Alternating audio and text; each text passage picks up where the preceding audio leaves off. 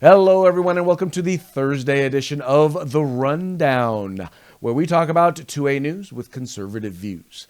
I will be your host for today, and my name is Craig DeLuz. And as you know, I don't do this alone. I'll be your co-host for today. My name is Mike Poworski, and happy Thirsty Thursday. Can I get you a beverage, Craig? Would you like something? Third one on the left. Third one on the left. Okay, that's the one. You can have it, sir. Mazel tov. I will tell you, when we did the inaugural edition of The Rundown, and I got a chance to sample several of those bourbons, let's just say I'm glad we didn't use any of those takes. Listen, folks, Craig is telling you that there's real bourbon here. It's just all a green screen. I wouldn't listen to a word he says. Folks, it's real bourbon.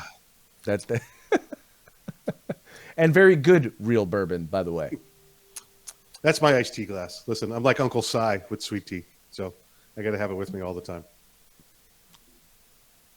Would never drink while working. Would never drink while working.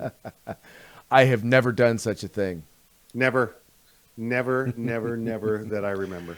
But you know what? I will tell you this, though. Drinking while working does kind of lead me into our first story. And that really has to do with, what happened in the case of the shooting that took place in Indianapolis with FedEx.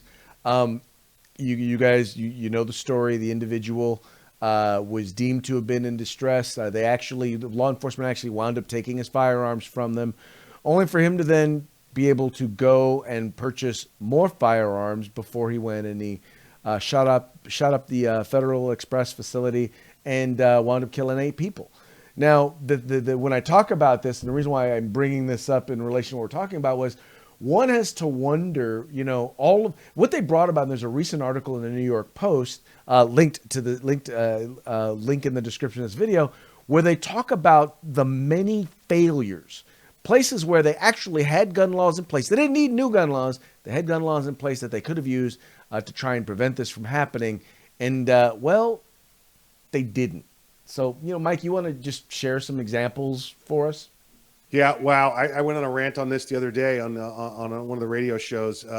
Listen, first off, I don't like to give out the shooter's name. I don't like to give them any notoriety, but this guy's name deserves repeating. It's Brandon Hole, and he's not just any hole, folks. He's a hole. Yeah.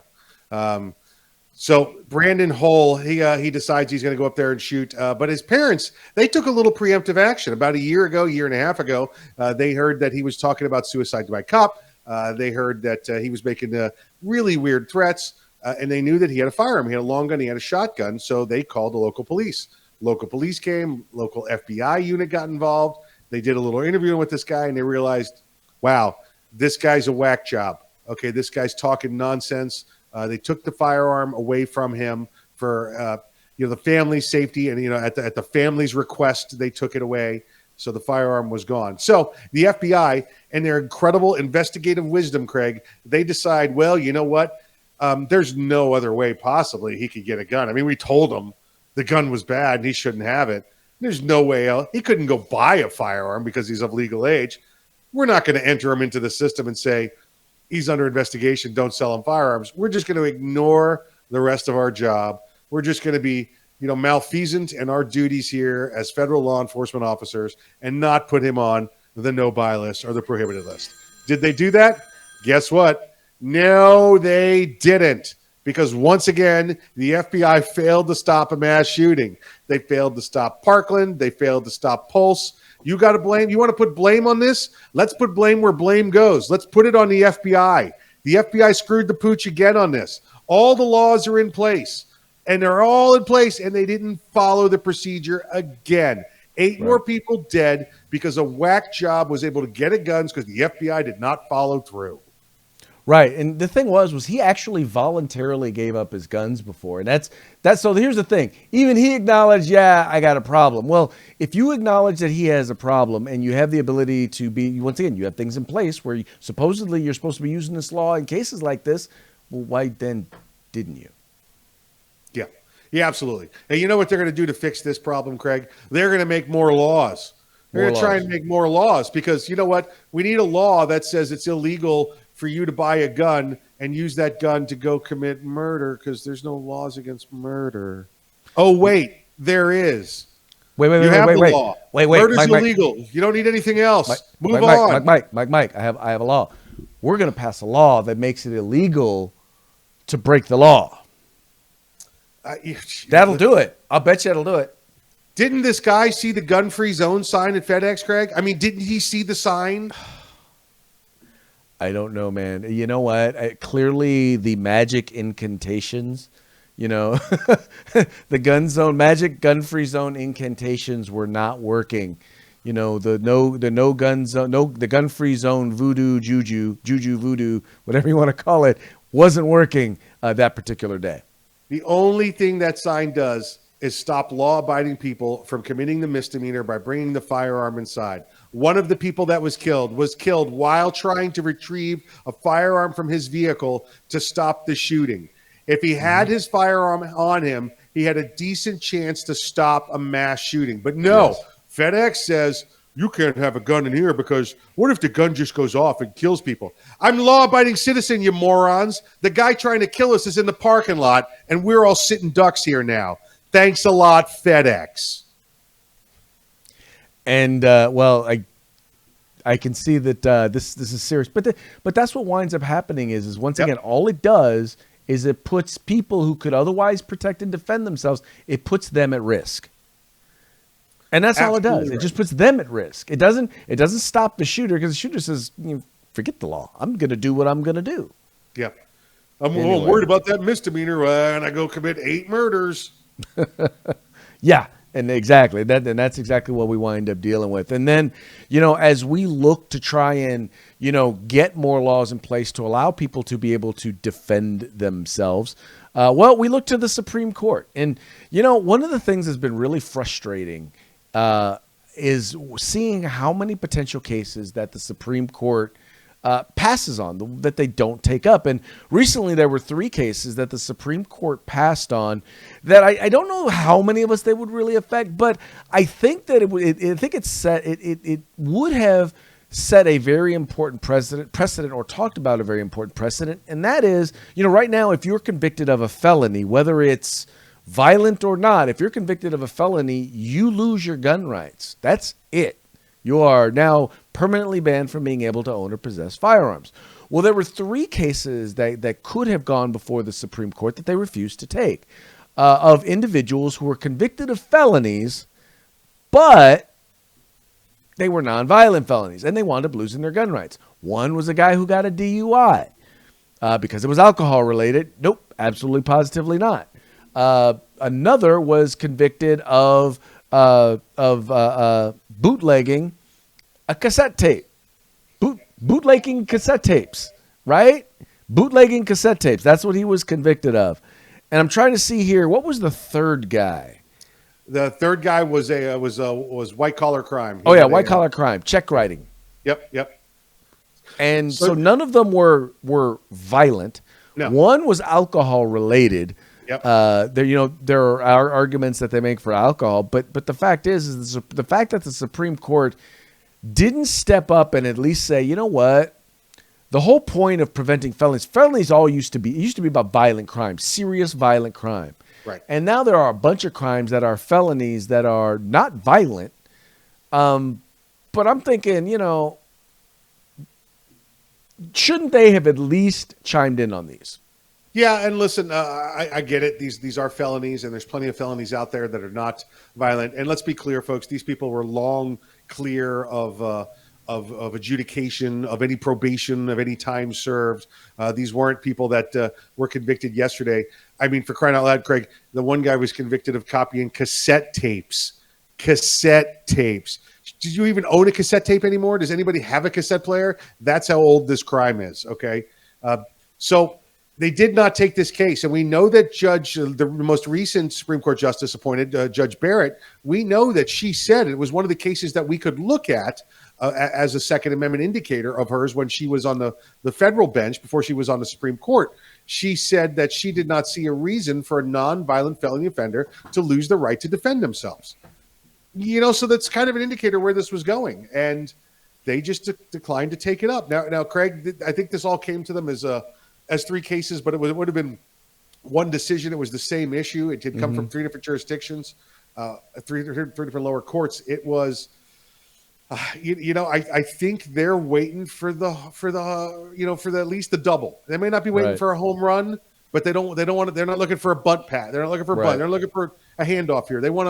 They want something that's going to put men on base. They want a little baseball analogies here. I don't disagree with that, but the problem is that we didn't get here because over home runs. It was literally courts just whittling away at our rights. And if it means that we have to whittle back,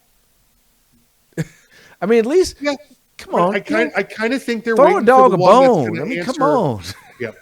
I kind of think they're waiting for the one that's going to answer, the next 10 cases. Yes. Well, hopefully so. Yeah. Not the one that's going to slam down every law across the country, but one that's going to take the gun control movement and set them back on their heels, and they're going to be dazed, and it's going to take them decades to recover. I think that's what they're waiting for. They're waiting for another Heller. They're waiting for another McDonald. They don't want another little no-name case that really makes a difference to less than 1% of the gun-owning public. They want something that affects half of us. Again, maybe not the home run. We just want a double. I'm hoping you're right, man. It's discouraging every time I see it, at least for me. And I know for a lot of people in the gun rights movement, it's discouraging. I mean, we've basically got people who've decided for example, in the executive branch, who decided that, laws really don't matter. It doesn't really matter who's supposed to pass the legislation. The Constitution that says that bills and legislation are passed in the legislative branch. Well, now you've got taking the lead of what President Trump's ATF did. Now you've got President Biden's ATF is going a step further in order to attempt to ban a firearm part by redefining things. Trump did it with bump stocks by redefining machine guns, and now you've got the ATF. You've got a 107-page memo that document that was actually picked up by the Reload.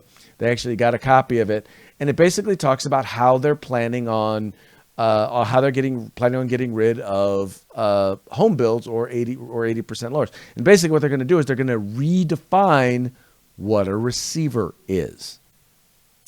Yeah, absolutely. And what makes it a firearm and when it's not a firearm. There's two kind of arguments going on here. One with an AR receiver, and just think of a standard AR lower receiver, standard AR upper receiver. And these are the parts themselves, or they can be completely assembled into an upper receiver and a functioning lower receiver. There's been a couple of cases over the past 3-4 years where defense attorneys have argued that, listen, according to the federal definition of a firearm, the lower receiver, an AR-15, with the serial number completely assembled, does not meet the standard of a firearm. It does not have all the components in it that is required under the statute. Likewise, the upper receiver does not meet all the components of it as a receiver. So now you put the firearm together as an upper and a lower, and then you may have a firearm. But independently, you don't have that. You have you have two parts. You don't have the whole. And that's where there were a lot of cases that were dropped recently. So they're looking to redefine and narrow what a receiver is. So instead of having to have, let's say, a fire control mechanism, a trigger, and a hammer, and a firing pin, having to have all of those, it would just have to be one of those components that cause the weapon to expel a projectile through means of an explosive action. Something along those lines. Now, what they're talking about with the 80% receiver that we talked about under Biden's 6-point plan that he had a few weeks ago is these 80% receivers. And listen, the examples they give is that it's a firearm because it can be readily converted. And by readily converted, they said machine shop, and within a day, within 8 hours, they got it turned into a receiver. Craig, so they went and spent 8 hours on a $100,000 machine and was able to turn it into a functioning lower receiver. So that makes it readily convertible for everyone because that one dude did that. Well, let's be clear and let's talk about what is quote unquote readily convertible. So if I have a CNC machine, this is readily convertible into a firearm. This is a 0% lower, right? The only difference between this and an 80% lower is once again, CNC machine schematics and the ability in the machine and knowing how to use it. That's the only difference. In fact, when we talk about readily convertible, you know what? I want to show this real quick. This was a thing where I talked about readily convertible when I was testifying before the California legislature. Let me show you this real quick. Mr. Chairman, members of the committee, my name is Craig DeLuz. I'm here on behalf of the Firearms Policy Coalition in opposition. Quite simply put, AB 1673 defines items as firearms that are not firearms. In fact, the term that is used specifically in here has to do with the term can be readily converted. And I'll give you an example. This here is a block of aluminum. The only thing that separates this from being a firearm and that item over there is a CNC machine and the experience to know how to use it. By definition, it is readily convertible, and I would ask the author, where would you like us to put the serial number?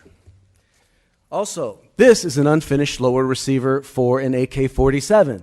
As you can see, with the exception of some holes and divots, it's not dissimilar from a piece of sheet metal that one would pick up at Lowe's, pick up at Ace Hardware, or would pick up at Home Depot. So I would ask the author, are we going to have stations at every one of these hardware stores and require them to actually serialize this, because this is in fact readily convertible?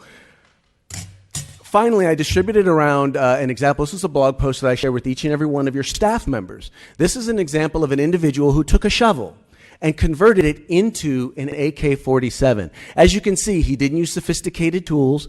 He simply used the resources that were available to him, thus rendering it readily convertible. I would ask the author once again, where would you like us on the shovel to put the serial number? So, Mike, as you can see there, I literally showed them a blog post of a guy who took a shovel and turned it into an AK using nothing but the parts that are around him. So I'm like, then in that case, then if it's readily convertible, doesn't a shovel meet the definition of a firearm? Craig, we have people down here that do the gun buybacks, and there's some guys that buy 2x4s, a metal pipe, a rubber band, and a nail, and they make rifles out of them. So what I have, sitting in my workbench in my office is readily convertible into a firearm. And this is what happens when you have people who don't know what they're doing passing legislation or trying to push legislation. Yeah. Yeah.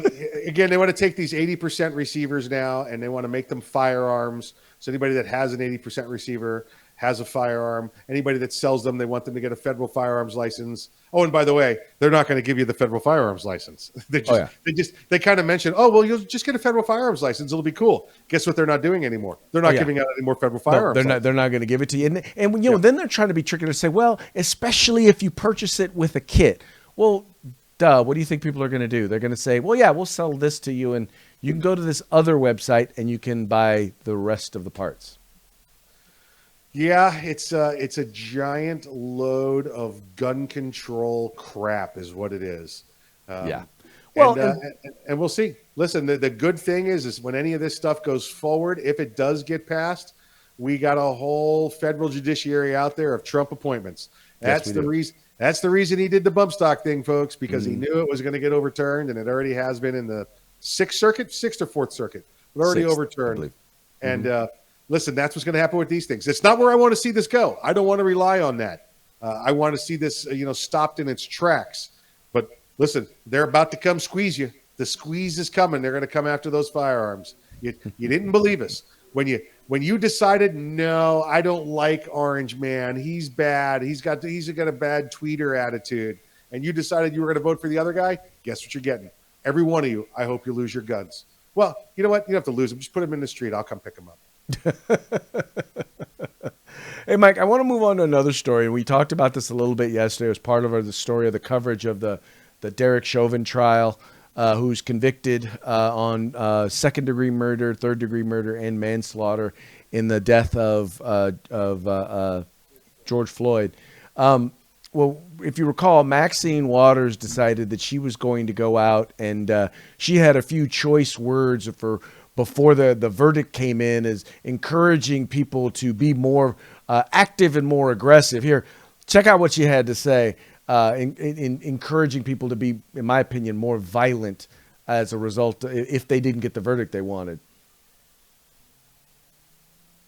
So now she's come back, and the judge came out, and the judge had a few choice words for her, and basically denoted that what she did was tantamount to jury tampering, and while he was not willing to declare a mistrial, he did state that he was willing to. He felt like they had grounds for an appeal. But as far as for this case, as far as the facts of the case, her words did matter. And so she decided to respond by saying, well, the judge said my words didn't matter. Again, cognitive abilities test. Can we please give these people a cognitive abilities test? If you don't have the brain function to operate a motor vehicle and take a cognitive ability test and pass, you should not be out there in the public making comments like this. And it kind of seems like, listen, every time we talk about a Biden, a Feinstein, a Pelosi, a Waters, we're talking about people that are just getting pretty far up there in that age bracket. Not that there's anything against, septuagenarians, octogenarians, and no issue whatsoever there. If you're able to, I don't know, pass a cognitive ability test. That's why we do it to people when they hit 70 years old and they have a driver's license. Going to need you to be able to come down here and show us that you can still, perform responsibly. Maxine Waters, you're a joke. You're a joke. You don't even know what you're saying half the time. You've got to be redirected. People have got to point it out to you, and then you want to sit there and say, "Well, the judge just disregarded what I said." No, he said that your statements had nothing to do with the facts of the case. That's what he said. Exactly. Now, I do believe that there is grounds for an appeal, but I don't think they'll get it.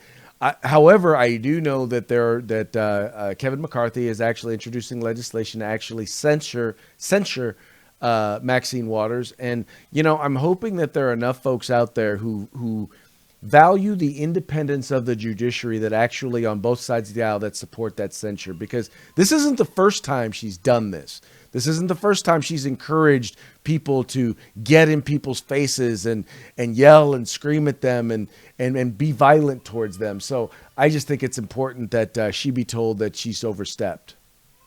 Yeah, unfortunately, Craig, none of them will cross party lines. All those Democrats will vote no, and that'll be it, because they know that their bread is buttered when it comes to finances for re-election campaigns, that the DNC has to sign off on it. And if they cross those lines right now, they'll never see a cent. They don't have any morality. They don't have any backbone. They don't have any spine. It's all about, where's my next lobbying check coming from? Well, and the thing is that stuff like that, statements like that, all it does is encourage the people who are prone to violence. The folks like Antifa, the ones who, I do believe that in a lot of the protests that took place over 2020, that a good percentage of the people who were out there were nonviolent, were not looking to do looting and rioting and all of that. But I also know that a good percentage of them were people who were there for the purpose of creating anarchy and violence.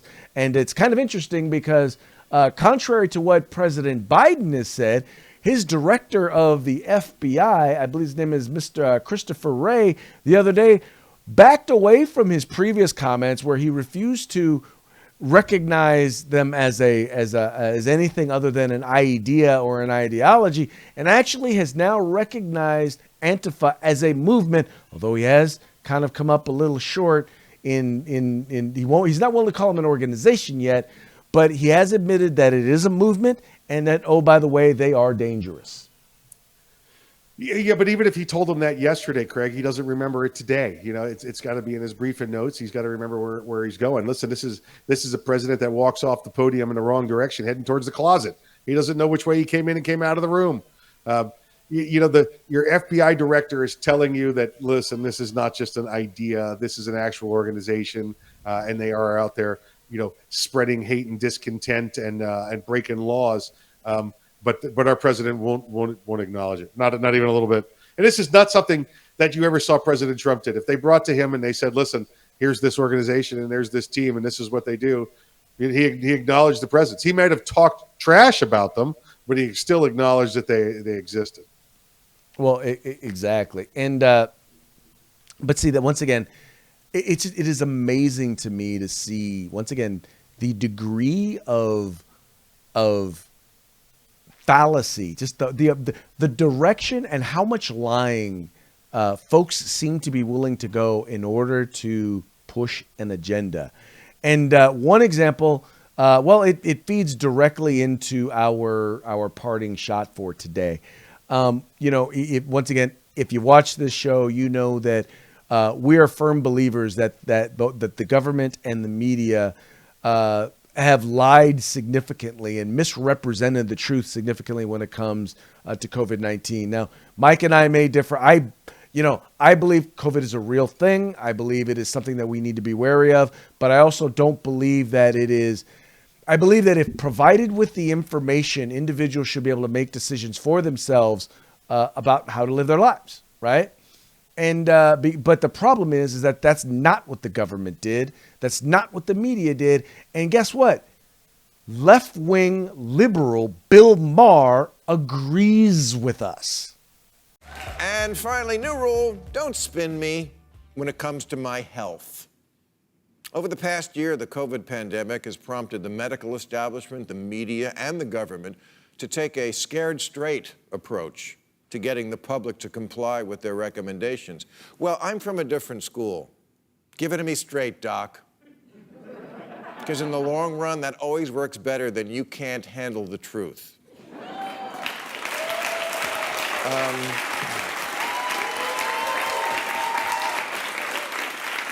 Now, I get it. Doctors tell people lies because they don't trust you to finish the antibiotics after your dick starts feeling better. And media? Well, I think we all know if it bleeds, it leads. The more they can get you to stay inside and watch their panic porn, the higher the ratings.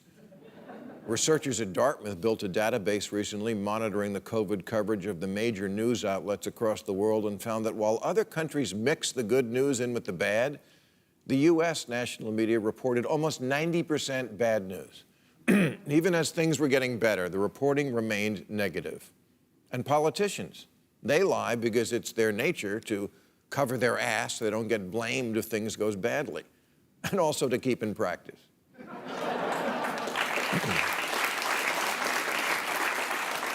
But when all of our sources for medical information have an agenda to spin us, yeah, you wind up with a badly misinformed population, including on the left.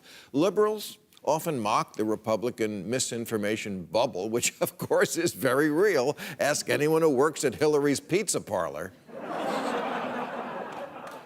And we do know conservatives have some loopy ideas about COVID, like the third of Republicans who believe it couldn't be spread by someone showing no symptoms. But what about liberals? You know, the high information by the science people? In a recent Gallup survey, Democrats did much worse than Republicans in getting the right answer to the fundamental question, what are the chances that someone who gets COVID will need to be hospitalized? The answer is between 1% and 5%. 41% of Democrats thought it was over 50%. Another 28% put the chances at 20 to 49. So almost 70% of Democrats are wildly off on this key question and also have a greatly exaggerated view of the danger of COVID-2 and the mortality rate among children. All of which explains why today the states with the highest share of schools that are still closed are all blue states. So if the right-wing media bubble has to own things like climate change denial, shouldn't liberal media have to answer for, how did your audience wind up believing such a bunch of crap about COVID? Yeah, hold on, Craig. No, I want to be clear on this. I never said that COVID wasn't real. I'm not a COVID denier or anything like that. I believe, like you do, and like Bill Maher does, that the government used COVID against President Trump to change the agenda, to take away this thriving economy, to put fear into people, and then continue to lie about that he could not treat the disease or treat the virus. And yet here's President Biden still carrying forth on President Trump's plan to treat it. For me, I'm going to live my life every day. It's just like the flu bug for people in my risk factor group. So I'm driving on, continue to move forward. But it's pretty clear, and Bill Maher's pointed it out, pretty clear that the government's been pulling the wool over your eyes when it comes to the veracity of the virus. Well, you know, and then right, and I apologize. I wasn't trying to imply that you didn't think it was real. It was not my intention to imply that or to communicate that. But I think what's vitally important in all of this is that there are those in government, bureaucrats, and those on the left in particular, and those in the media, which are predominantly on the left, who don't trust you with the truth. And if Yes. they're going to lie to you about this, what else are they going to lie to you about? Every show, every episode of this show, we expose some lie that they are telling you. And some of you are going to believe us. And, well, most people who are not going to believe us aren't even probably watching the show. But they're not going to believe you. And the fact is that how can you have effective government if you have a significant percentage of the people who just flat out know that the government is lying to them? Yeah, and that's what you get. And again, Bill Maher, pointing this out, and he's kind of been back and forth on this, but this was a good little piece from him, and it's nice to see that you're starting to get some other people that are calling this out and say it's time to get on. And It's nice to see a classic liberal. Yeah, Classic yeah, liberal. exactly. Bill Maher's always been he's always portrayed as the liberal because of the way he does his news program, but he's got some pretty conservative views. Even with the Second Amendment, he's kind of conservative. Now he's got liberal everywhere else, and he was one of those anti-Trump guys, but he'll speak his mind. You'll never have to figure out what he's hiding. I will say this: if you've never seen the movie DC Cab with Bill Maher in it, it's probably his finest work ever. 82, I think it came out. You need to go to Netflix, wherever it is, or Prime Video, and get you a copy of DC Cab and watch it. I will T's put that on finest my Bill Maher's homework finest list. works. Yeah. I'll put that on my homework list. Yep. All right. Well, hey, folks, that's going to be it for this edition of The Rundown. Very much appreciate you tuning in. Whether you're watching us on Facebook or YouTube, please remember to like, share, and subscribe on both Facebook and YouTube. Share, and encourage your friends to do the same. Like, share, subscribe. Happy Thursday. Thirsty. Is it still Thursday? Maybe you need a drink. Happy Thirsty Thursday. You just said Thursday, and I forgot what day of the week it was. Happy Thirsty Thursday to you folks. Yeah, maybe you don't need a drink. Maybe you've had enough. It's all a prop. It's just a prop. It's green screen. Right. We'll talk to you guys later.